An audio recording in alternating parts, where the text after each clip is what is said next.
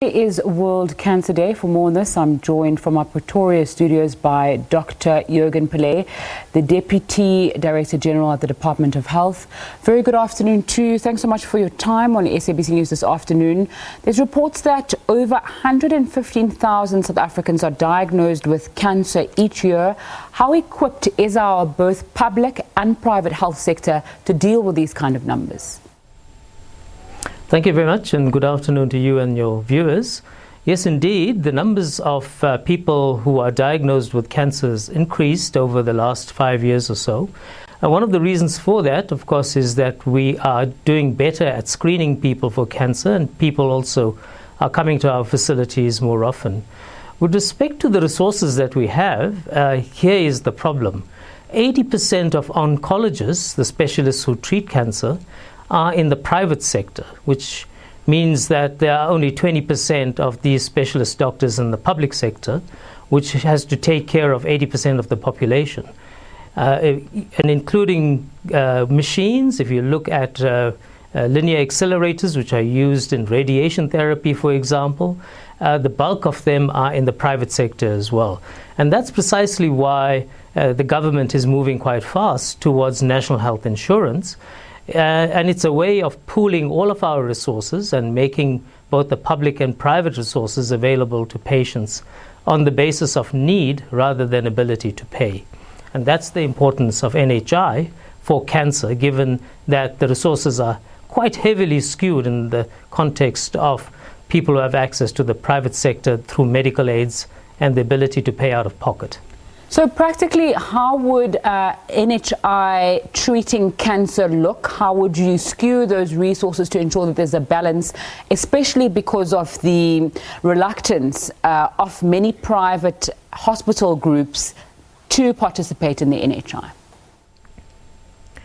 So what the NHI will do is it will ensure that we set a rate of reimbursing hospitals and clinicians that we can both afford and as a country, and that is fair to people who have been studying for many years to become clinicians and oncologists in particular.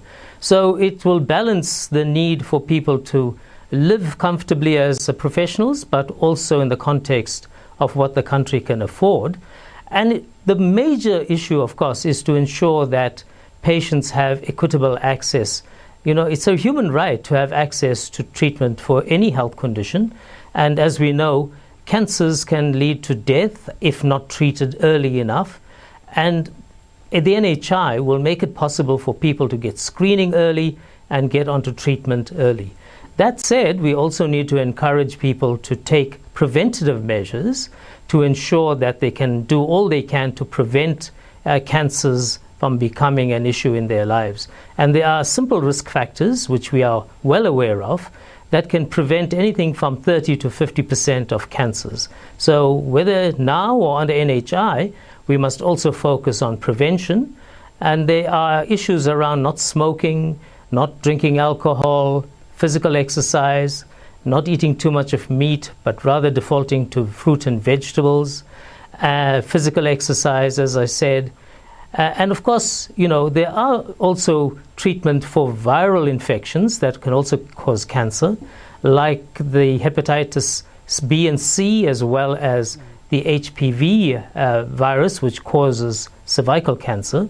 And as you know, the government has put in place an HPV vaccination campaign for adolescent and young girls. Okay. So there's much we can do both on the prevention side as well as early diagnosis and treatment.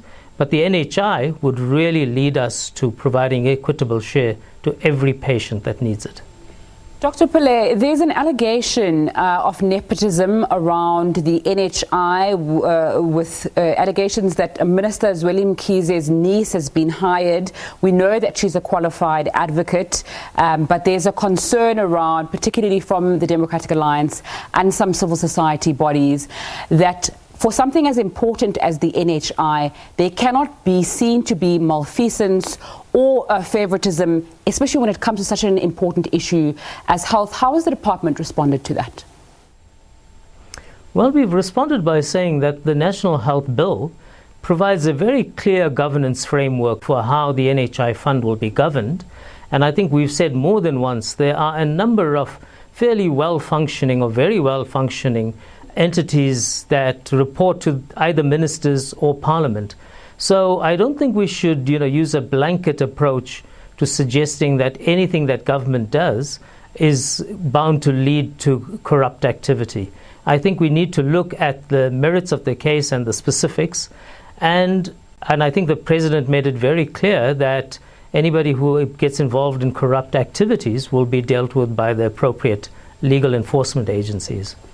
Okay, so I've got a report that I read from Cancer Alliance talking about cancer medications and the pricing of those, saying generally there is no generic competition locally, speaking about how South Africa's private sector patients sometimes pay as much as 27 times more than those in India.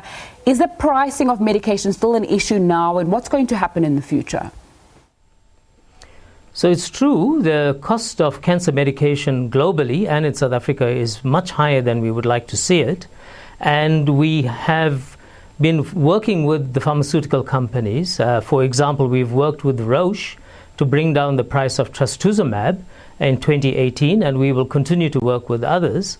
And NHI would do precisely that. It would ensure that we put private and public patients into one pool, which means that we will be able to then negotiate better prices because we have larger volumes of these cancer drugs, and we'll be able to negotiate much more effectively with our suppliers, with the pharmaceutical companies.